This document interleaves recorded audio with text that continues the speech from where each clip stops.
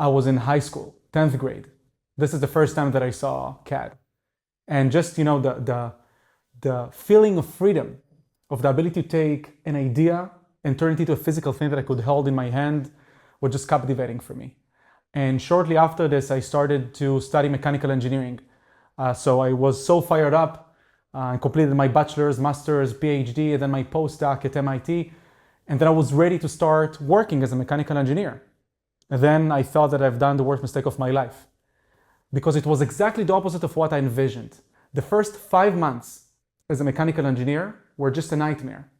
I remember myself looking for 5 bolts and 3 ball bearings for so long on hard copy books, on broken PLM systems or Windows folders.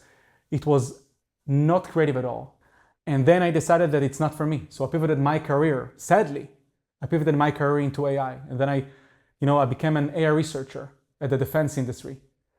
And then when transformers in AI was mature enough, Moti and I, my best friend since our first day in school, we decided that this is the time. This is the time to give the freedom, the joyfulness of the innovative, the creative process back to engineering, making engineering fun again.